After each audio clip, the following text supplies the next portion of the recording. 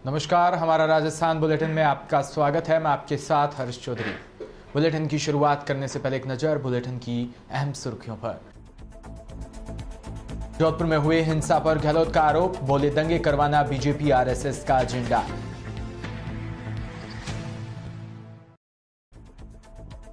केलवाड़ा कस्बे में ब्राह्मण समाज का महाकुंभ आयोजित, ब्राह्मण समाज को टारगेट करने वाले नेताओं को माफ नहीं करेगा ब्राह्मण समाज। चौमैला में पेड़ पर लटका मिला युवक का शव, थाना क्षेत्र गंगधार के खेजड़िया का है मामला।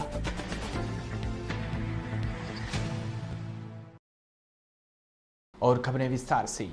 सीएम का भाजपा पर गंभीर आरोप लगा है। जोधपुर हिंसा को लेकर मुख्यमंत्री अशोक गहलोत ने बीजेपी और आरएसएस पर बड़े आरोप लगाए हैं। गहलोत ने हिंसा के लिए बीजेपी आरएसएस को जिम्मेदार ठहराया। मुख्यमंत्री ने कहा कि यह बीजेपी और आरएसएस का एजेंडा है। चुनाव के 18 महीने बाकी है, इन्होंने अभी से राजस्थान को टारगेट बनाया है। इनके हाईकमान का लोगों को इशारा है, हम इन्हें रोक रहे हैं, इसी वजह से करौली, राजगढ़, जोधपुर में लोगों की मौत नहीं हुई। बीजेपी नेताओं को ऊपर से इंस्ट्रक्शंस है कि कुछ भी करके सरकार को बदनाम करो, मुख्यमंत्री को बदनाम करो। इनके पास मैसेज आते हैं, इसके हिसाब से ये काम कर रहे हैं। जोधपुर में परंपरा रही है कि ईद के मौके पर सभी पार्टियों के नेता एक साथ बैठते हैं। जोधपुर में ईद की नमाज में बीजेपी नेता जाते हैं तो ये हालात नहीं बनते। बीजेपी नेता हर बार ईदगाह जाते हैं, इस बार क्यों नहीं गए? नेता ईदगाह जाते तो लोगों को समझा सकते थे। इनका यह सोचा समझा षड्यंत्र है।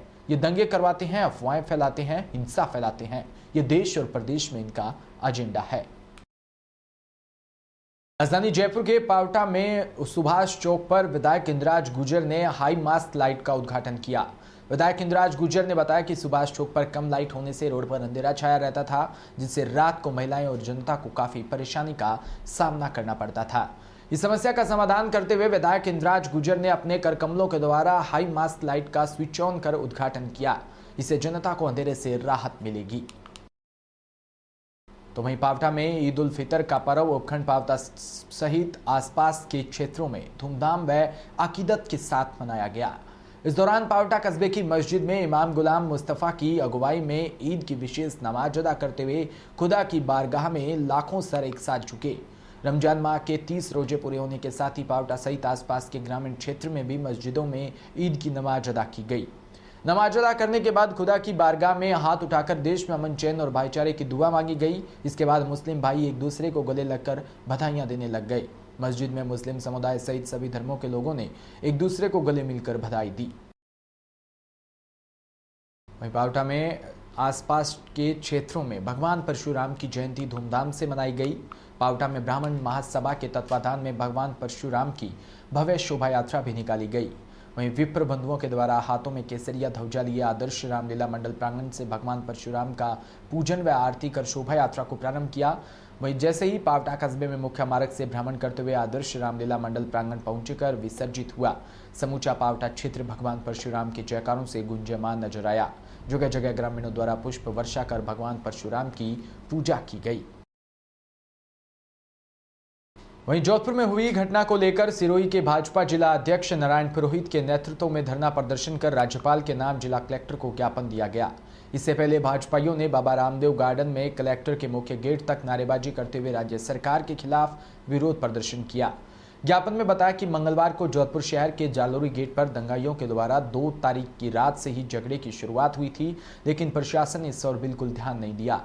इस लापरवाही के कारण दंगाइयों के हौसले बुलंद हो गए और 3 तारीख को एक धर्म विशेष के लोगों के द्वारा अचानक दंगा शुरू कर दुकानों को लूटना, वाहनों में तोड़फाड़ व लोगों को मारपीट शुरू कर दी। पुलिस वालों से डंडे छीनकर उनके ऊपर भी हमला कर दिया। पुरोहित ने कहा कि राजस्थान के मुख्यमंत्री, जो कि गृह मंत्री की जिम्मेदारी भी संभाले हुए हैं, उनके गृह क्षेत्र जोधपुर के जालोरी गेट में हुआ सांप्रदायिक तनाव सरकार और पुलिस इंटेलिजेंस पर सवालिया निशान खड़ा करता है।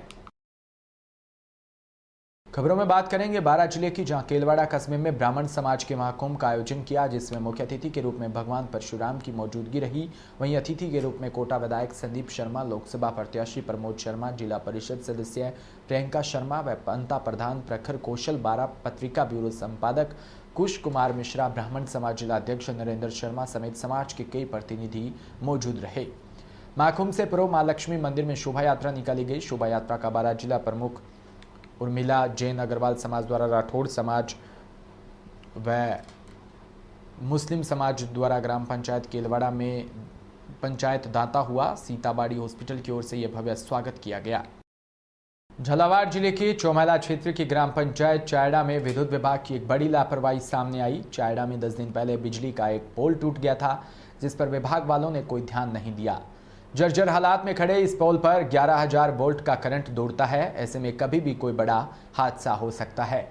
विद्युत विभाग की लापरवाही लोगों की जान पर भारी पड़ सकती है। आलम यह है कि टूटे हुए बिजली के पोल से निकली हाई टेंशन लाइन के नीचे से लोगों को निकलना पड़ता है, जो जान का खतरा बना रहता है और वे लोग दहशत में जीने को मजबूर रहते हैं। लाइनमैन को 4 बार सूचना देने के बाद भी कोई सुनवाई नहीं हुई। जमीन से 3 फीट की दूरी पर लाइन के तार झुलस रहे हैं।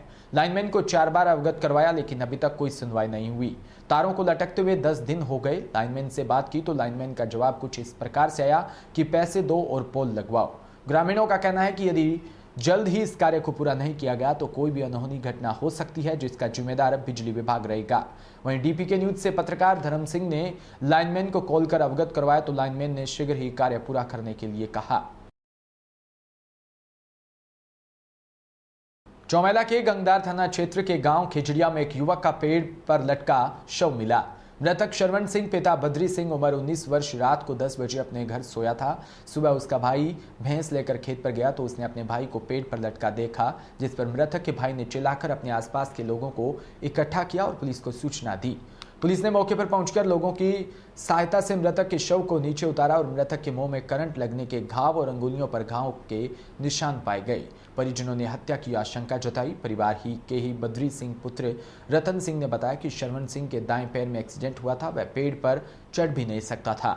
मृतक का चौमैला स्वास्थ्य केंद्र पर पोस्टमार्टम किया जा रहा है। वहीं गंगधार पुलिस ने परिजनों की रिपोर्ट पर मामला दर्ज कर जांच प्रारंभ कर दी है। केलवाड़ा में ब्राह्मण समाज के आराध्य देव भगवान परशुराम के प्राकट्य दिवस पर केलवाड़ा क्षेत्र के समाज बंधुओं द्वारा विशाल शोभा यात्रा का आयोजन किया, जिसका जिला प्रमुख उर्मिला जैन भाया द्वारा स्वागत सम्मान किया गया। वहीं सह ब्राह्मण समाज के केलवाड़ा निवासी चिंतरंजन पाठक ने जानकारी देते हुए बताया कि समाज के आराध्य देव भगवान परशुराम जी के प्राकट्य दिवस के अवसर पर केलवाड़ा में विशाल शोभा यात्रा का आयोजन किया गया, जिसमें सैकड़ों की संख्या में महिला पुरुषों ने शिरकत की। पावटा में विधायक इंद्राज गुर्जर ने ग्राम पंचायत राजनोता व आसपास की जनता को विकास की एक नई सौगात दी, जिसके तहत बुधवार को 2 करोड़ 11 लाख रुपए की लागत से बन रहे प्राथमिक स्वास्थ्य केंद्र के नए भवन का भूमि पूजन व शिलान्यास कार्यक्रम बुधवार को विधायक इंद्राज गुर्जर के मुख्य अतिथि व सरपंच संतरा देवी की अध्यक्षता में हुआ। भूमि पूजन सुनील कुमार जोशी द्वारा वैदिक मंत्रोच्चारण के बीच किया गया।